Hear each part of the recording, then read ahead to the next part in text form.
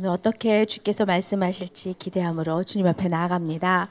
요한복음 8장 1절에서 11절의 말씀입니다.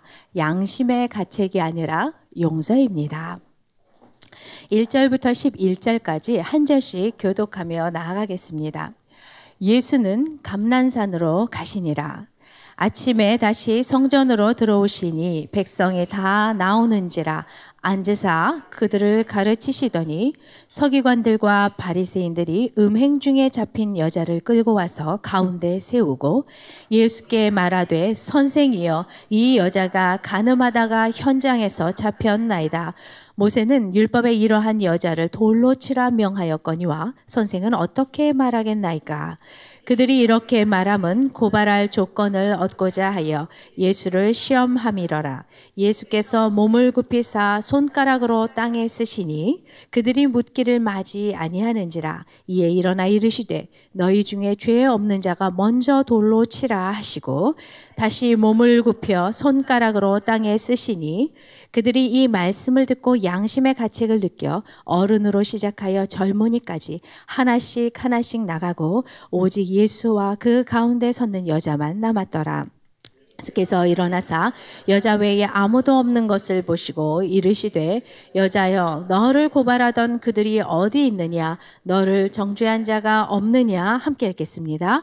대답하되 주여 없나이다. 예수께서 이르시되 나도 너를 정죄하지 아니하노니 가서 다시는 죄를 범하지 말라 하시니라. 아멘. 아멘.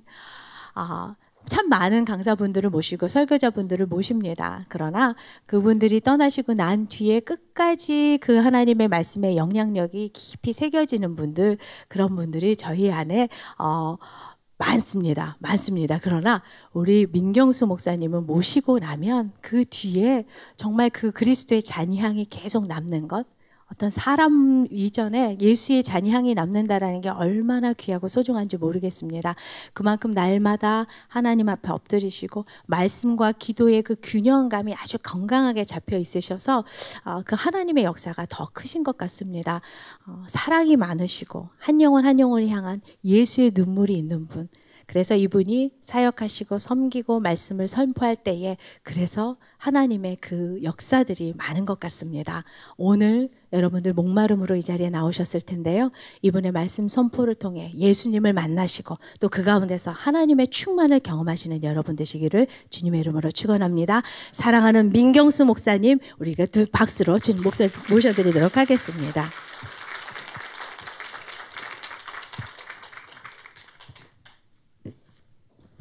주님의 사랑으로 사랑하고 축복합니다. 하나님께서 우리 안에 계십니다. 그래서 우리 안에 소망이 있는 줄로 믿습니다. 예, 우리 함께 기도하실까요? 아버지 하나님, 저희들이 여전히 아버지 앞에 이렇게 나오게 하여 주셔서 감사합니다. 세상에 집중하지 아니하고 눈을 돌려 하나님께 집중하게 하셔서 감사합니다. 세상에서 방법을 찾지 않고 하나님의 이름을 부르며 하나님의 능력을 구하게 하여 주셔서 감사합니다. 아픕니다. 그리고 힘듭니다. 위정자들의 죄로 인하여서 우리들이 아프고 우리들이 알고 있는 영적인 지도자들의 무너짐으로 인하여서 또 아픕니다. 우리들의 삶으로도 아픕니다. 우리들의 육신의 병으로도 아픕니다. 우리들의 사랑하는 사람들로 인하여서도 또 아픕니다. 하지만 아프다고도 이야기하지 못하는 이 참담한 삶 가운데에 주님을 초청합니다. 주님 오셔서 치유의 손길을 허락하여 주시기를 원합니다. 주님의 음성을 들을 수 있도록 귀를 열어주시기를 원합니다. 주님 앞에 나아갈 수 있도록 주님을 두리번거리면서 찾지 아니하도록 허공을 헤매는 그러한 손짓으로 있지 아니하도록 우리들이 눈을 뜨게 하시고 주님을 배울 수 있도록 주님 축복하여 주시옵소서. 안전뱅이처럼 앉아서 때를 기다리는 자가 아니라 이제는 일어나서 주님 앞에 달려가는 자가 되어지도록 주님 역사하여 주시기를 소원합니다. 말씀 앞에 겸손히 서기를 원합니다. 전하는 자나 듣는 자나 동일하게 하나님의 은혜 가운데 있게 하여 주시고 다시 한번 십자가의 능력이 우리들을 고치시고 싸매시는 그 은혜를 경험하도록 축복하여 주시옵소서. 주님 오셔서 일하여 주시기를 기대합니다. 감사하고 예수님의 이름으로 기도드렸습니다. 아멘. 예. 우리가 살아가면서 굉장히 힘듭니다. 왜 힘드냐면 우리들이 살아가는 개인의 삶에서도 힘들지만 위정자로 인하여서 TV를 틀어도 또 모이기만 해도 그 이야기가 끝나지 아니하는 그러한 고통 가운데 있습니다. 왜 이렇게 힘들고 아플까요? 여러분, 박 대통령이 여러분들 개개인에게 뭔가 나쁜 영향력을 주었습니까? 손해를 끼치게 했습니까? 그렇지 않아요. 예, 사실은 최모 씨라고 하는 그 아주머니도 만나본 적도 없어요. 그럼에도 불구하고 마치 마음속에는 굉장한 미움이 있습니다. 왜요? 사실은 그 속에는 나와 관계가 없는 것 같지만 또 아니면은 나로 인하여서 이제 장차 다가올 그 사람으로 인해서 다가올 어떤 피해 때문에 내가 아픈 것이 아니라 사실은 죄 때문에 아픕니다.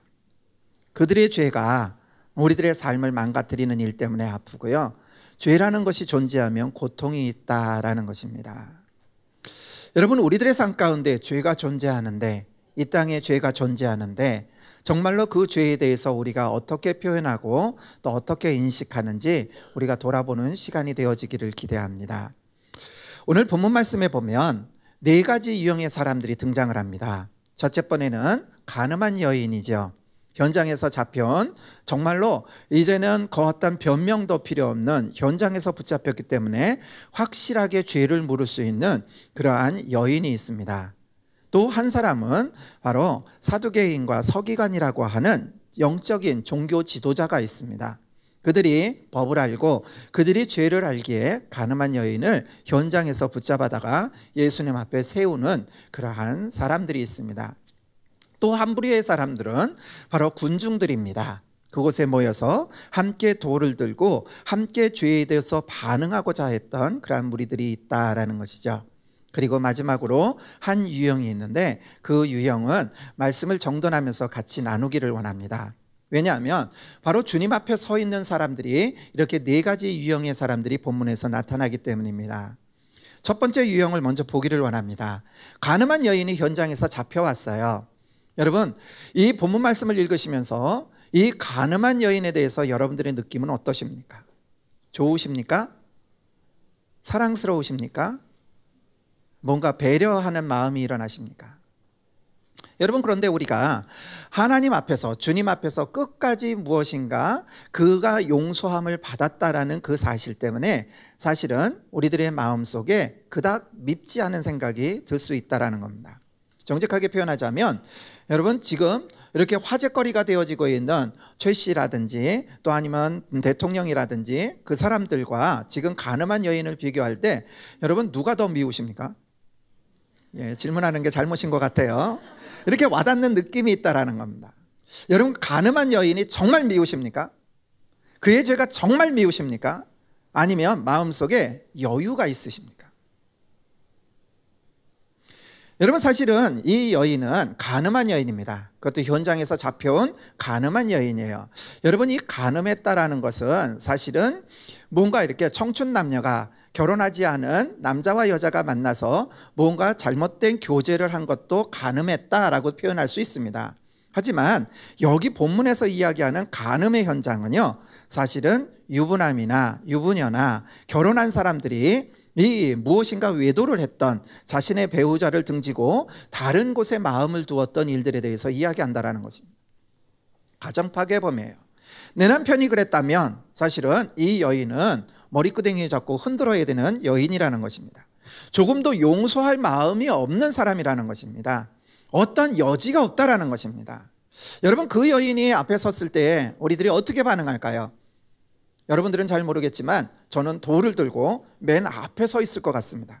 왜냐하면 나의 가정을 깨트린 사람이거든요. 저 여인 때문에 우리 아버지가, 우리 엄마가 아픔을 당하고 우리 가정이 깨어지게 되었거든요. 삶에 있어서 소망이 없게 되었거든요. 도저히 용서할 수 없는 그러한 존재입니다. 여러분, 그 여인이 지금 붙잡혀 왔습니다. 왜입니까? 왜냐하면 바로 양심의 가책이라는 것이 없었기 때문입니다. 예, 스토리에 대해서 잘 모릅니다. 하지만 오늘도 여전히 그 가늠한 현장에서 잡혀왔다는 것은 이 사람의 삶이 그닥 그렇게 짧지 않았다라는 것입니다. 현장을 덮쳐서 그 증거를 찾아낼 수 있는 그러한 사람이었다면 어쩌면 소문난 가늠한 여인일 수도 있었다라는 것입니다. 이 여인이 붙잡혀 왔습니다. 왜요? 죄를 돌이키지 못했기 때문입니다. 양심의 화인을 맞은 사람들은 특징이 양심의 화인을 맞았다. 이 화인이라는 것은 불에 지져졌다라는 것입니다. 우리가 화상을 입을 수 있어요. 그러면 화상을 입은 그 영역에는 제일 특징이 감각이 없다라는 겁니다. 바늘로 찔러도 감각이 없어요. 왜냐하면 그 속에 모든 신경들이 다 죽었기 때문입니다. 세상을 살아가는 데 있어서 죄인지의 감각을 못하고 계속해서 살아가는 그러한 유형의 사람들이 있을 수 있다는 것이죠. 죄가 무엇인지에 대해서 알지 못합니다. 죄에 대해서 깨닫지 못합니다. 아니요, 죄에 대해서 감각하지만 모두 다 그렇게 산다고 변명하면서 그 자리를 떠나지 않을 수 있다는 것입니다. 우리가 정말로 마음속에 간음하는 것은 죄야 라고 뭔가 감각하지만 그 죄를 떠나지 못한다는 것은 양심의 화인을 맞았다는 것이죠. 내가 불쌍한 사람이라고요, 내가 어려운 사람이라고요, 나 같은 사람은 없을 것이라고요. 제가 이렇게 많은 분들을 상담을 하게 되어집니다. 이렇게 허락을 받고 예를 쓰는 경우가 있는데, 한 청년이 와서 뭔가 상담을 했습니다. 자기 아버지가 이렇게 다른 여자들을 만났다고요. 너무나 속상했다고요. 그래서 아버지가 정말로 그 일들을 돌이키시도록 오랫동안 기도했다고요. 그런데 아버지의 관계가 계속해서 깊어지고 결국엔 어머니도 알게 되어져서 가정에 큰 어려움이 있다고요. 어떻게 했으면 좋겠냐고 찾아갔던 적이 있습니다. 그래서 아빠가 어떻게 반응하시던 물어보았습니다. 그랬더니 그 청년이 그렇게 이야기하더라고요. 아빠가 어느 날 자기를 부르더래요. 그러더니 앉혀놓고 아빠의 과거의 이야기를 막 털어놓으시더랍니다. 아빠가 어렸을 때 엄마가 이랬고 아빠의 아버지가 이랬고 그래서 일하는 성장 과정 가운데 있었는데 아빠가 그렇게 사랑을 충분히 받지 못했다고. 그런데 결혼을 해서도 내가 알다시피 엄마가 아빠에 대해서 그렇게 사랑을 베풀어 주지 못하기 때문에 여전히 같이 살면서도 채워지지 않던 이 공허한 영역이 있었다고. 아빠가 너무너무나 외로운 시간들을 보냈다고. 이제 내가 장성하였으니까는 아빠의 마음도 이해할 수 있을 것 같아서 아빠가 이 마음을 정직하게 털어놓는다고요. 여러분, 그 일이 과연 좋을까요? 이 아이의 마음이 어떻게 변화되어졌을까요? 이 청년이 저를 찾아온 이유는 단 한 가지입니다. 아빠를 불쌍히 여겨야 됩니까? 그렇지 않으면 아빠의 잘못에 대해서 단호하게 표현을 해야 됩니까? 어떻게 도와드려야 됩니까? 라는 것이었습니다. 양심에 화인 맞은 사람들의 특징이 무엇이냐면 죄를 변명합니다. 죄를 합리화시킵니다. 그럴 수밖에 없다라고 이야기합니다. 죄에 대해서 아파하지 않습니다. 죄에 대해서 괴로워하지 않습니다. 우리가 왜 지금 이렇게 아프냐면, 왜 대한민국이 이렇게 지금 진통 가운데 있냐면 바로 죄가 행해졌기 때문입니다. 아직까지도 우리나라가 뭔가 경제적으로 극심한 위기가 오고요, 북한에서 이 틈을 타가지고 전쟁을 일으킨 것이 아닙니다. 그럼에도 불구하고 우리가 왜 이렇게 아프냐면 바로 죄를 경험하기 때문입니다. 그런데 죄에 대해서 무감각한 세대에 우리가 살고 있을 수 있다는 거죠. 사랑하는 여러분, 우리들 마음속에 죄가 무엇일까요? 어떠한 것이 죄일까요? 우리들에게 있어서 죄의 기준은 어디에 있습니까? 저는요, 남의 것을 빼앗지 않았어요. 저는요, 거짓말하지 않았어요. 저는요, 미움을 오래 품지 않았어요. 여러분, 거기에 죄의 기준이 있으십니까? 저희 막내가 하나님께서 특별한 모습으로 보낸 아이입니다. 태어날 때 30주 만에 조산을 해서 이 세상에 살아남을 수 없었던 아이를 하나님께서 살려주셨던 그 은혜를 입은 아이입니다. 이 아이가 17살이 되었습니다. 17년 동안 저와 함께 살았어요. 사지마비아이기 때문에 어디에든지 엄마나 아니면 제가 이 아이와 함께 동행하는 그러한 시간들을 보내왔습니다. 학교에도 데리러 갔다가 또 뭔가 같이 하루의 삶 가운데 무슨 일이 있었는지 늘상 대화하던 아이였습니다. 아이가 참 아름답게 잘 자랐어요. 정말 감사했어요. 어려운데도 불구하고, 장애를 갖고 있는데도 불구하고 학교 친구들이랑 잘 보내는 그러한 모습을 이제껏 보아왔습니다. 학교에서도 선생님들이 늘 밝은 아이라고, 어떻게 이렇게 장애를 입고서도 이렇게 밝게 사냐고, 항상 웃는 얼굴이 우리에게도 참 은혜가 되어진다고 이렇게 좋은 피드백을 받았던 아이입니다. 그런데 몇 달 전이었습니다. 아이가 이렇게 앉아있기가 힘드니까는 늘상 거의 이렇게 침대에 누워서 쉬는 시간들이 참 많습니다. 그런데 쉬면서 자기가 좋아하는 노래를 듣고 핸드폰으로 무언가를 하고 있다가요, 갑자기 까똑하고 뭔가가 왔어요. 이 아이가 까똑을 열어보더니 갑자기요, 훌쩍훌쩍 하기 시작했습니다. 저희 막내 아들 이름이 사무엘인데요. 사무엘, 왜 그래? 말없이 카톡을 넘겨주는 겁니다. 카톡을 읽어봤어요. 그랬더니 오늘 사실은 감기에 걸려가지고 학교를 못 갔는데요, 학교에서 이렇게 저희 아들을 도와주는 도우미 친구들이 뭔가 카톡을 보낸 거였습니다. 3일 많이 아파? 많이 아파서 학교 못 온 거야? 아유, 굉장히 힘들겠다. 내일은 꼭 나와서 봤으면 좋겠어. 너무 흔한 카톡이었어요. 근데 아이가 이 글을 읽더니요, 갑자기 훌쩍거리기 시작했습니다. 사무엘 왜 그래? 그냥 그러더니 갑자기 으앙 하는 거예요. 중학교 3학년짜리가 갑자기 울기 시작했습니다. 꺽꺽대고 울기 시작했어요. 왜 그래? 무슨 일이 있었어? 친구들이랑 무슨 일이 있었는데 이래? 그랬더니 제 아들이요, 한참을 운 다음에 흐느끼면서 이야기하기 시작했습니다. 아빠, 엄마, 사실은 아빠, 엄마가 모르는 일들이 있는데 내가 초등학교 1학년 들어가서부터 이제까지 친구들이 이렇게 했어.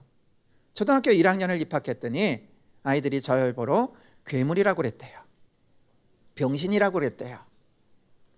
옆에 앉기가 싫어가지고 늘살 38선을 그어놓고 넘어오면 팍 때리고 꼬집고 그랬답니다. 심지어는 와서 죽여버리겠다고요. 너 같은 거는 존재하지 말아야 된다고요.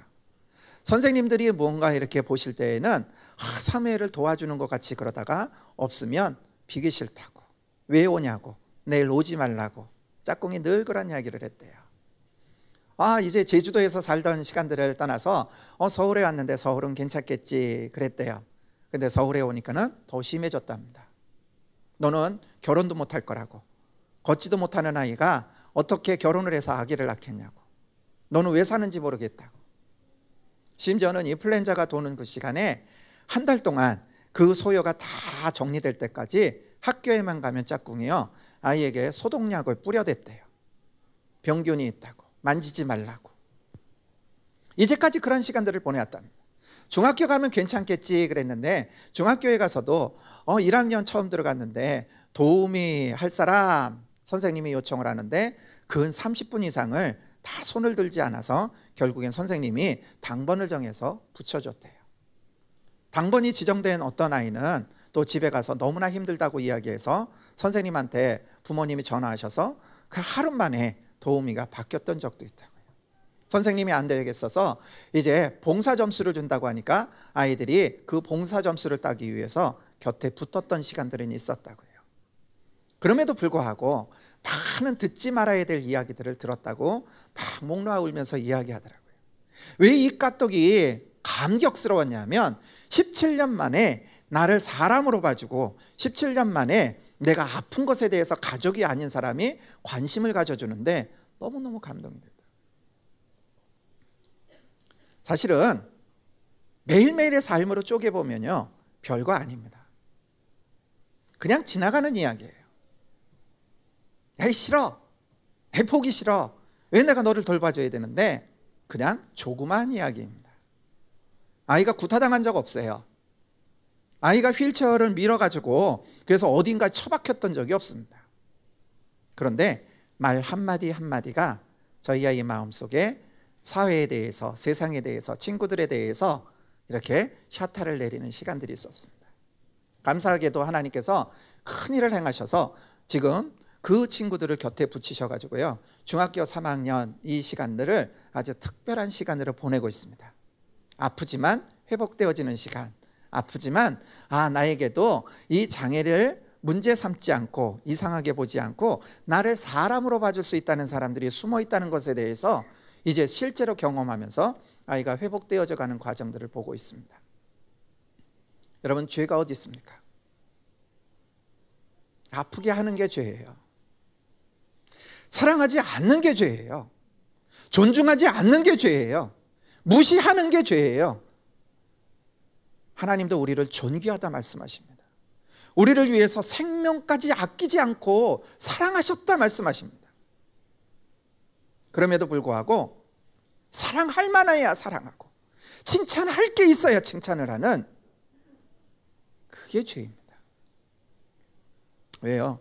이 가늠한 여인이 가늠할 수밖에 없었어요. 변명으로 치자면. 왜냐하면 그에게는 진정한 사랑을 주는 사람이 없기 때문입니다. 가늠했던 여인이 성경에 또 다른 곳에 나옵니다. 어떤 여인이 남편 5이지만 지금 남편도 내 남편이 아니라고 이야기하며 우물에 홀로 나와서 물을 길어야 했던 사마리아 여인이에요. 버림받은 여인이 있었습니다. 누구도 사랑해주지 않던 여인들이 있었어요. 여러분, 사실은 우리들 마음속에 죄가 발생하는 가장 큰 자리가 어디냐면 사랑을 받아야 되고 사랑이 있어야 되는 자리에 사랑이 존재하지 않음으로 인해서 발생하는 것이 죄입니다. 사랑의 결핍이 죄예요.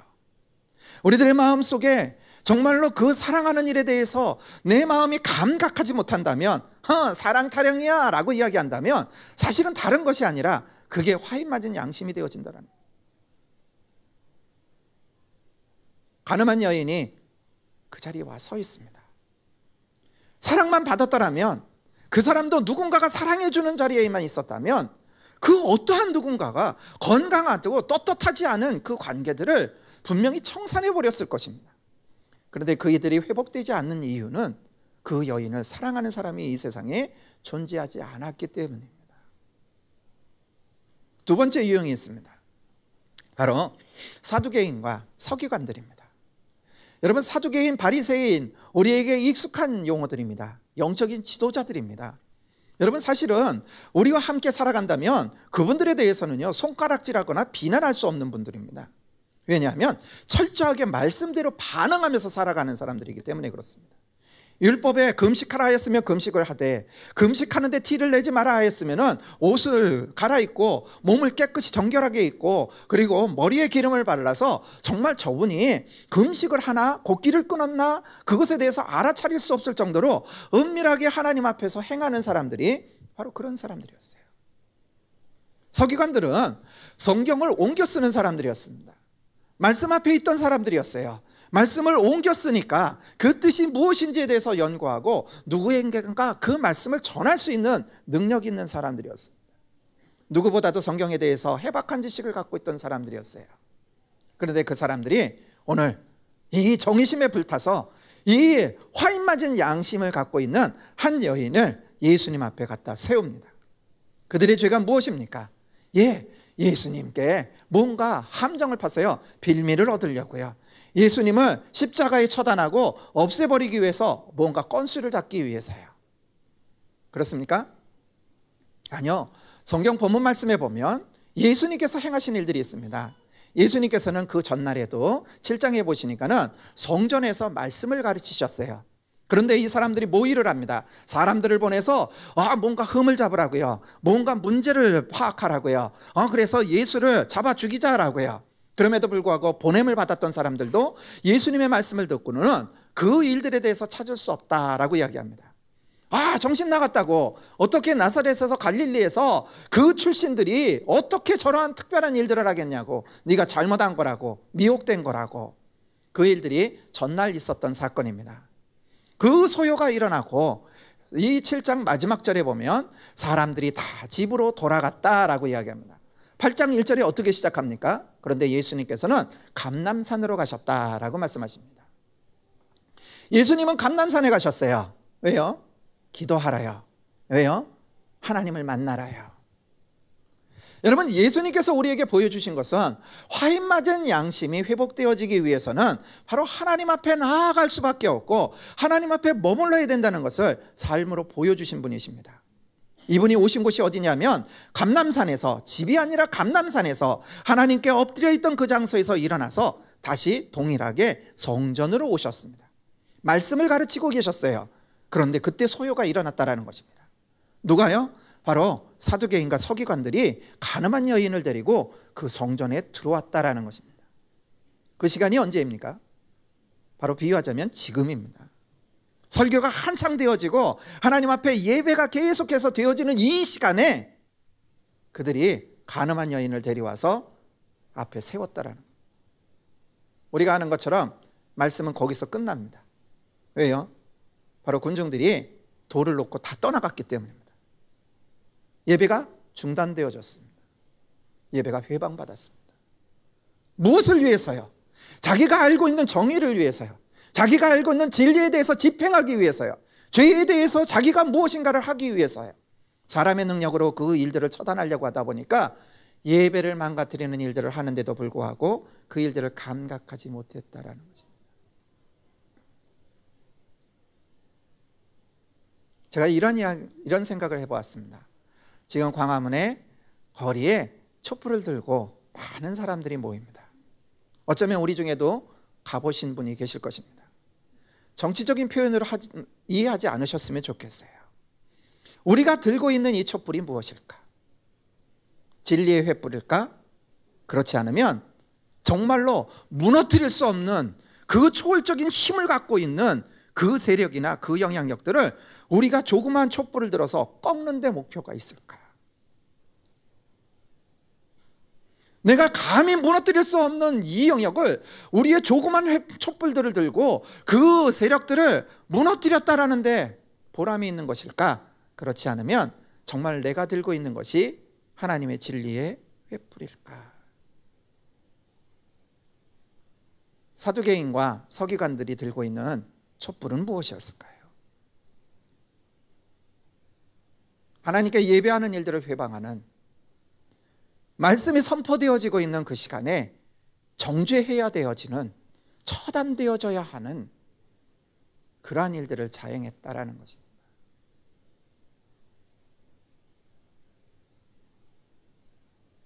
(1907년도에) 이 땅에 부흥이 왔습니다. 어떻게 왔습니까? 우리가 너무나 상식적으로 기억하고 있는 일들이 있어요. 1907년도부터 이 땅에 부흥이 와서 정말로 하늘에서 비행기를 타고 내려다보면 거의 십자가로 뒤덮여 있는 이 땅, 이 열매가 어디서 일어났을까요? 회개였습니다. 죄를 다루는 거였습니다. 죄에 대해서 정죄하고 비난하는 것이 아니라 각자가 하나님 앞에 옷이 아니라 마음을 찢고 하나님 앞에 돌아서는 일로 인하여서 부흥이 일어났습니다. 예배가 일어났습니다. 한 교회에서 부흥회만 하면 온 동네가 그 교회에 모여서 하나님의 말씀을, 하나님의 은혜를 감각하고 경험하려고요, 정말로 잔치를 베푼 것처럼 온 동네 잔치가 되어지는 것이 그런 예배였습니다. 저 어렸을 때에도 여의도 광장에 나갔던 적이 있습니다. 빌리그레함 목사님이 오셔서 거기에 차고 넘치는 인파가 하나님의 은혜를 받으려고 모였던 시간들이 있었습니다. 예배가 살아있었습니다. 예배가 힘이 있었습니다. 제가 어린 시절을 가만히 돌아보니까 지금하고 달라진 게 있더라고요. 어린 시절에는 꼬마이기 때문에 잘 몰랐습니다. 그럼에도 불구하고 알고 있던 게 있어요. 그게 무엇이냐면 저희 교회에 강대상이 이렇게 있는데요, 그 강대상이 1년에 한 번씩 바뀌는 일들이 있었습니다. 예전에는 강대상을 바꿨어요. 1년에 한 번씩, 심하면 1년에 2번씩 바꿉니다. 강대상 헌금이라는 것이 드려졌어요. 교회에서 강대상을 바꾸라고 해요. 왜요? 예전에는 피아노 이외에는 악기가 들어오지를 못했습니다. 부흥회 때 겨우 들어왔던 게 큰 북이었습니다. 그런데 찬양을 해야 돼요. 목사님이 찬양을 인도해야 돼요. 제일 애용하는 악기가 뭔지 아셨습니까? 이거였습니다. 볼길 같은 주 성령 아세요? 이거를 너무나 이게 때리다 보니까 이 목사님하고 악수하면요, 농부의 손처럼요, 여기에 굳은 살이 베개가 있었어요. 왜요? 이게 너무나 두둥겨가지고 올라가 보면 여기가 허했어요. 이게 1년 만에 빵꾸가 나니까는 강대상을 바꿔야 됐습니다. 딴 데는 멀쩡한데요, 여기가 맨날 주저앉아가지고 그토록 찬양했습니다. 10시 반에 예배입니다. 그러면 상식적으로 10시부터 가야 된다는 걸 알았어요. 왜요? 진짜 예배는 10시 반에 시작하지만 10시부터는 준비 찬송이라는 찬송이 시작됐거든요. 예배를 하고 말씀을 듣는데 찬양이 빠졌다라고는 상상을 못했었습니다. 그런데 찬송이 식었습니다. 하나님을 높여드리는 찬양의 소리들이 줄어들었습니다. 하나님 앞에서 내 인생을 하나는 찬양이라는 이상한 찬양은 발전을 했는데요, 주의 주되심을 찬양하는 그 찬양의 목소리들이 많이 줄었습니다. 찬양이 나쁘다는 게 아닙니다. 나의 등 뒤에서 나를 도우시는 주, 주님이 어디 계십니까? 나의 등 뒤에 계시기 때문에요, 내가 앞서가고 내가 바라봐야 되고 내가 헤쳐가야 되는 그러한 찬양을 한다라는 겁니다. 지존하신 주님 이름 앞에 모두 무릎 꿇고 다 경배해. 아시죠? 그 찬양을 할 때에는 그 주님은 내 뒤에 계시는 것이 아니라요, 내가 주님 앞에 나아가고 내가 지금 주님을 바라보면서 나아가는 찬양을 한다는 겁니다. 찬양이 무너집니다. 하나님을 보지를 않아요. 하나님을 높여드리지를 않아요. 하나님을 갈망하지를 않아요. 하나님이 하나님 되심에 대해서 찬양하는 일들이 없어졌다라는 겁니다. 그리고 우리끼리 합니다. 그것은 잘못이라고, 정죄해야 된다고, 말씀만 들어서 뭐하냐고, 지금 이 죄인이 있는데 이 죄인을 처단해서 본보기로 삼아야 된다고. 어쩌면 그래서 영적인 지도자들이, 우리가 알고 있는 많은 사람들이 자꾸 무너지는 것 같습니다. 음란함으로, 재정으로, 멀쩡하고 존경스러웠던 분들이, 많은 분들이 그분처럼 살고 싶다고 정말로 귀하다고 축복의 통로를 하고 이야기하는 그분들이 너무나 허무하게 무너져서 우리들에게 아픔의 아픔을 더하는 일들을 봅니다. 왜요? 그들에게도 죄가 있기 때문에. 또 한 부류의 사람이 있습니다. 그게 바로 그곳에 모였던 군중들입니다. 여러분, 그 사람들이 처음에는 왜 거기에 왔습니까? 말씀을 들으러 왔어요. 주님 말씀에 경청하고 있었어요. 주님의 말씀이 사모하고 그 말씀이 필요해서 와 있었습니다. 그런데 그곳에 영적인 지도자들이 들어와서 가늠한 여인을 앞세우니까 그들이 듣고자 했던 귀 기울였던 행동을 버리고 그들이 모았던 두 손을 펼쳐서 정죄하는 도를 짓기 시작했다라는 겁니다. 말씀을 들으러 왔다가 그 어떠한 잘못된 것에 휩쓸려서 나의 본질을 잃어버리고 정죄하고 비판하는 자리에 나아가서는 흔들리는 신앙을 갖고 있던 사람들이었다는 겁니다. 그들이 했던 행동은 무엇입니까? 이쪽 이야기를 들어보니까 타당한 것 같아요. 그래서 돌을 들고 정죄하려고 했습니다. 근데 그 영적인 지도자들조차도 실제로 행하지를 않습니다. 그리고 들리는 이야기가, 예수님, 선생님, 당신은 이 여인을 어떻게 하겠습니까? 당신이 얘기하는 대로 우리가 따를 것입니다. 그래서 그 예수님의 이야기를 들을 수밖에 없었습니다. 예수님이 말씀하시죠. 너희 중에 죄 없는 자가 먼저 돌로 치라고요. 우리가 아는 것처럼 그곳에 모였던 사람들이 갑자기 무엇인가를 다시 깨닫기 시작했습니다. 그리고 돌을 내려놓고 다 물러가기 시작했습니다. 성경에 콕 집어 이야기하시는 것이, 그들이 물러간 이유는 양심의 가책이 되어서다.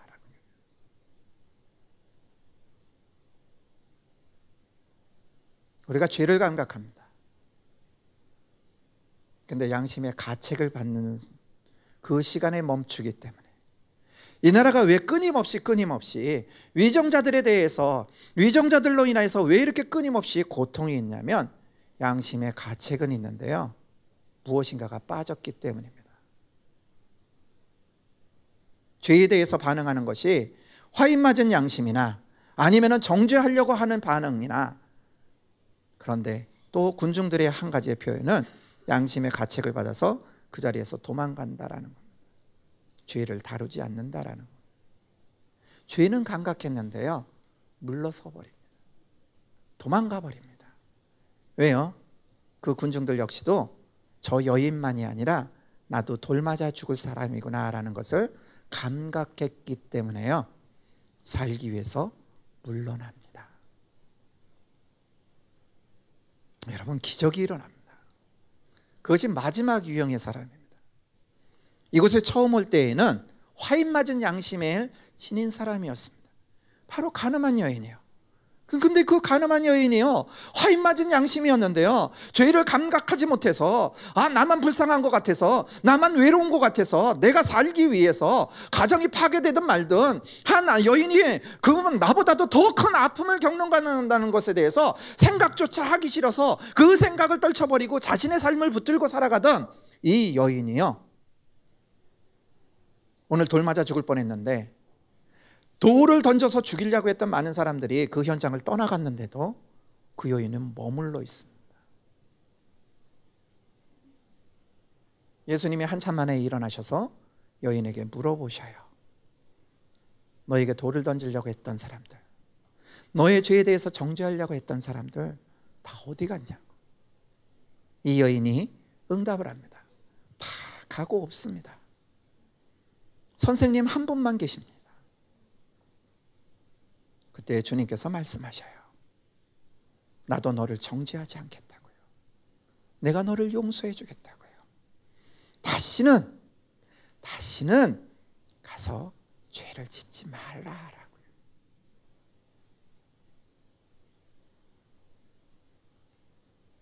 예배는 망가졌습니다. 예수님께서 준비하셨던 말씀을 전하지 못했습니다. 모든 것이 다 망가진 것 같은데요, 그럼에도 불구하고 주님은 포기하지 않으셨던 것이 바로 화인 맞은 양심이었던, 오늘 돌에 맞아 죽어 마땅했던 이 여인이 진정한 용서를 받는 시간까지 머물러 계셨다라는 것입니다. 죄는 용서가 해결을 합니다. 나의 떨리는 가슴이 해결하는 것이 아닙니다. 아이고 드러날 뻔했는데, 아이고 감옥 갈 뻔했는데, 아이고 만천하에 드러나서 수치를 당할 뻔했는데, 아이고 앞으로는 하지 말아야지가 아니라는 것입니다. 진정한 용서가 필요합니다. 내가 이 죄를 지었습니다. 이 죄를 미워합니다. 이 죄를 반복하고 싶지 않습니다. 주님 용서해 주십시오라는 주님의 용서를 구하는 일들이 우리 안에 회복되어져야 한다는 것입니다. 부부지간에, 부모 자녀지간에 죄를 뻔히 봅니다. 알코올 중독 죄예요. 도박 죄예요. 음란함 죄예요. 게임 속에 몸을 넣는 거 죄예요. 하나님 앞에 나아가지 못하는 거 죄예요. 부모를 공경하지 못하는 거 죄예요. 아내와 남편이 서로 존중하지 못하는 거 죄예요. 하나가 되라고 말씀하셨는데 늘 둘로 존재하는 거 죄예요. 마음에는 원이로되 육신이 약해서 하나님 앞에 나아가지 못하는 이 게으름도 죄예요. 그런데 깨닫는 것이 방법이 아니라 하나님 앞에 진정한 용서를 받는 것이 죄를 물리치고 죄를 해결하는 길이라는 것입니다. 하나님께서 이 땅에 새로운 말씀을 하기를 원하십니다. 부끄럽게도 제가 몸담고 있는 선교단체에도 많은 지도자들이 무너집니다. 재정으로, 음란함으로 너무너무 실망감이 큽니다. 얼마 전에도 정말 한 곳을 굉장하게 섬겼던 영적인 아비라고 불렸던 분이 너무너무 허무하게 무너졌습니다. 곁에서 함께 은혜를 누리고 함께 이메일을 하고 함께 교제를 했었는데요, 그런 줄 몰랐습니다. 그런데 갑자기 죄가 드러나기 시작하면서 너무너무 허무하게 무너졌어요. 온통 돌아보아도 온전히 서 있는 사람이 한 사람도 없습니다. 그런데 한 가지 소망이 있습니다. 너무너무 아프고 힘들어서 하나님 이게 도대체 뭡니까? 실망스럽습니다. 후배들이 이야기합니다.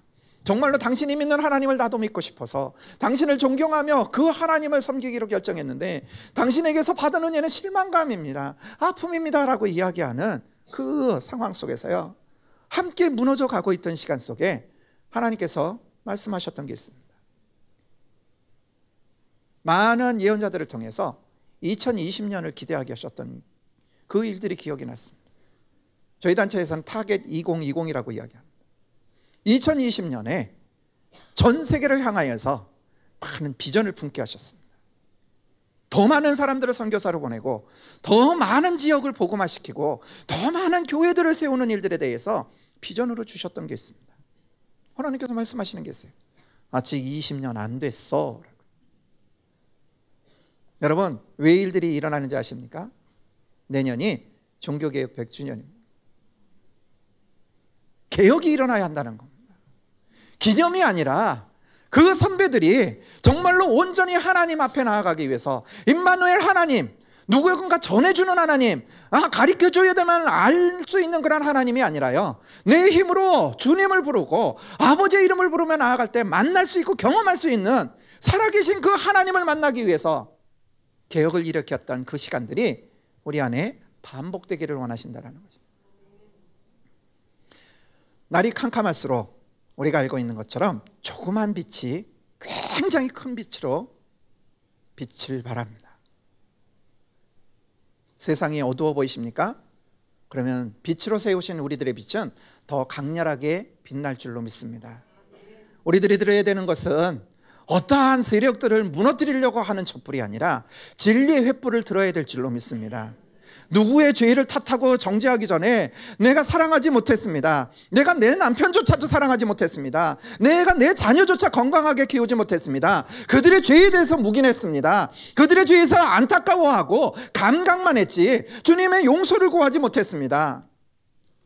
우리 안에 다시 한번 하나님께로 돌아가는 그러한 회복이 일어나기를 기대합니다. 예수님께서 우리에게 보이신 것은 감람산으로 가셨다라는 것입니다. 어떠한 일들을 경험하시든지 감람산으로 가셨다라는 것입니다. 하나님 앞에 머무는 일들이 그분의 생명같이 지켜졌던 일들이라는 것입니다. 회복되어지는 것은 회개하는 영혼 가운데 일어나는 놀라운 사건들입니다. 하나님께서 우리들을 기대하십니다. 우리들의 예배 가운데 임재하시며 기대하십니다. 너희들을 통하여서 이 땅을 회복할 거라고요. 너희들이 들고 서가는 그 진리의 횃불이 이 땅을 바꿀 것이라고요. 동의하십니까? 우리가 그 아버지의 마음을 품기를 원합니다. 이 시간에 그래서 우리들이 그 찬양을 좀 했으면 좋겠습니다. 진리의 횃불을 들고 온 만방에 나아가서 그 진리의 횃불을 내가 들겠습니다. 빛을 발하겠습니다. 빛을 조명하겠습니다. 우리 그러한 마음으로 아버지 앞에 우리 찬양하면서 같이 더 나아가기를 기대합니다.